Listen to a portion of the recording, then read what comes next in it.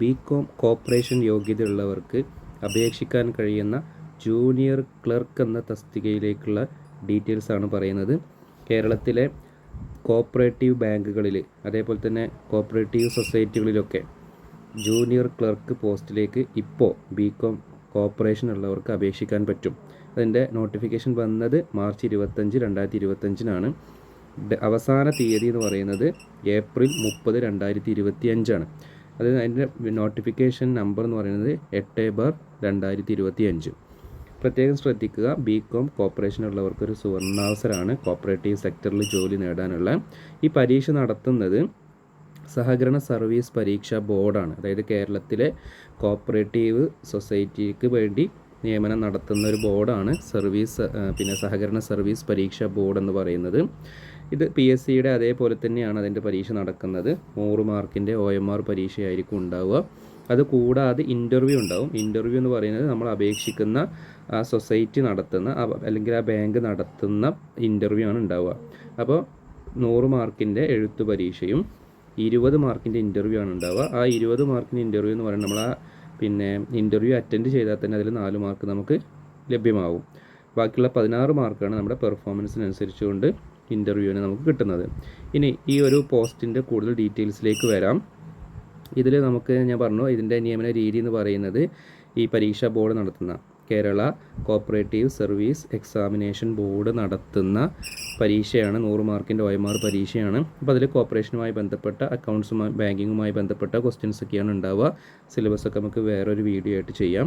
പിന്നെ അതേപോലെ തന്നെ നമ്മൾ പറഞ്ഞു, ഇതിൻ്റെ നിയമനത്തിൻ്റെ അധികാരി എന്ന് പറയുന്നത് ഏത് കോപ്പറേറ്റീവ് സൊസൈറ്റി ആണോ അല്ലെങ്കിൽ ബാങ്കാണോ അവരായിരിക്കും ഇതിൻ്റെ നിയമനാധികാരി എന്ന് പറയുന്നത്.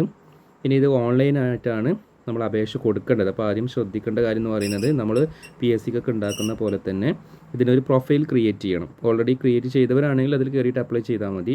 ഇനി അല്ലെങ്കിൽ നമ്മൾ CSEBയുടെ കോപ്പറേറ്റീവ് സർവീസ് എക്സാമിനേഷൻ ബോർഡിൻ്റെ വെബ്സൈറ്റ് ഉണ്ട്. അപ്പോൾ അതിൽ www.cseb.kerala.gov.in എന്ന് പറയുന്ന വെബ്സൈറ്റിൽ കയറിയിട്ട് അതിൽ നമ്മൾ 1 ടൈം രജിസ്ട്രേഷൻ ചെയ്യാനുണ്ട്. അപ്പോൾ അത് കയറുമ്പോൾ അതിൻ്റെ ഹോമിൽ തന്നെ കയറുമ്പോൾ നിങ്ങൾക്ക് കാണാൻ പറ്റും.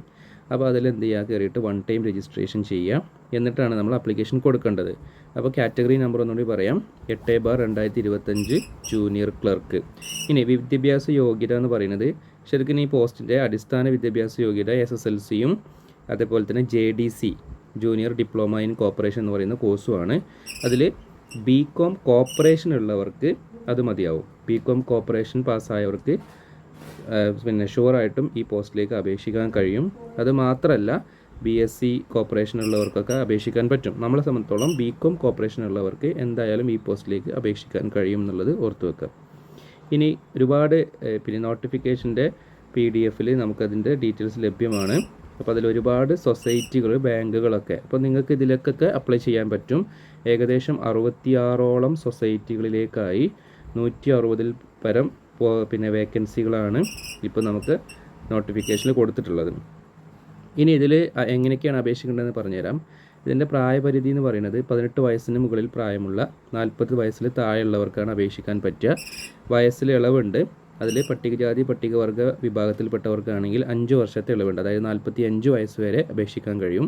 ഇനി അതല്ല മറ്റ് പിന്നോക്ക വിഭാഗത്തിൽ മുസ്ലിം അതേപോലെ തന്നെ OBC വിഭാഗത്തിൽപ്പെട്ട ആളുകൾക്കാണെങ്കിലും 3 വർഷം വരെ ഇളവുണ്ട്. അതായത് 43 വയസ്സ് വരെ അപേക്ഷിക്കാം. EWSൽ പെട്ടവർക്കും ഈ ഇളവുണ്ട്, 3 വർഷം വരെ ഇളവുണ്ട്. ഇനി 40% കൂടുതൽ ഭിന്നശേഷിയുള്ള ആളുകളാണെങ്കിൽ അവർക്ക് 10 വർഷത്തെ ഇളവുണ്ടാവും. വിധവകൾക്കാണെങ്കിലും 10 വർഷത്തെ ഇളവ് കിട്ടുന്നതാണ് കേട്ടോ. ഇനി ഇതിൽ ഉള്ള പ്രധാനപ്പെട്ട കാര്യം എന്ന് പറയുന്നത് ഞാൻ പറഞ്ഞു, 100 മാർക്കിൻ്റെ OMR പരീക്ഷയും 20 മാർക്കിൻ്റെ ഇൻ്റർവ്യൂ ആണ് ഉണ്ടാവുക. ഇനി അതേകൂടെ തന്നെ ഫീസ് ഉണ്ട്. ഇതിന് അപേക്ഷിക്കാൻ വേണ്ടിയിട്ട് ഫീസ് ഉണ്ട്. അതിൽ സാധാരണ ജനറൽ വിഭാഗങ്ങൾക്ക് 150 രൂപയാണ് ഫീസ് കൊടുക്കേണ്ടത്. അത് ഒരു സൊസൈറ്റിയാണ് നമുക്ക് അങ്ങനെ അപേക്ഷിക്കാൻ പറ്റുക. അപ്പോൾ നമ്മളെ വീടിൻ്റെ അല്ലെങ്കിൽ നമുക്ക് ഏറ്റവും കൂടുതൽ വേക്കൻസി ഉള്ള ഒരു സൊസൈറ്റി സെലക്ട് ചെയ്തിട്ട് അല്ലെങ്കിൽ ഒരു ബാങ്ക് സെലക്ട് ചെയ്തിട്ട് 150 രൂപ ഫീസോട് കൂടി അപേക്ഷിക്കാം. ഇനി അല്ല, നമുക്ക് കൂടുതൽ ബാങ്കുകൾ അല്ലെങ്കിൽ കൂടുതൽ സൊസൈറ്റികൾ നമുക്ക് അപേക്ഷിക്കണം എന്നുണ്ടെങ്കിൽ ഓരോ സൊസൈറ്റികളിലേക്കും 50 രൂപ അഡീഷണൽ ആയിട്ട് വരും. ഇനി SC/ST വിഭാഗത്തിൽപ്പെട്ട ആളുകൾക്കാണെങ്കിൽ 50 രൂപ അപേക്ഷാ ഫീസും പ്ലസ് ഓരോ സൊസൈറ്റിയിലേക്ക് 50 രൂപയാണ് വരിക. ഇനി ഇതിൽ നമുക്ക് ഞാൻ പറഞ്ഞു, നിങ്ങൾ ആ വെബ്സൈറ്റിൽ കയറി കഴിഞ്ഞാൽ അപേക്ഷ കൊടുത്തതിന് ശേഷം മൈ അപ്ലിക്കേഷൻ എന്നുള്ളതിന് അതിൻ്റെ പ്രിൻ്റ് ഔട്ട് എടുത്തിട്ട് സൂക്ഷിക്കാവുന്നതാണ്. അതേപോലെ തന്നെ നമ്മൾ എന്ത് ചെയ്യണം, അപേക്ഷ അവസാന തീയതി എന്ന് പറയുന്നത് 30/4/2025 അപ്പോൾ ഈ അവസരം എല്ലാവരും ഉപയോഗപ്പെടുത്തണം. ഓക്കെ.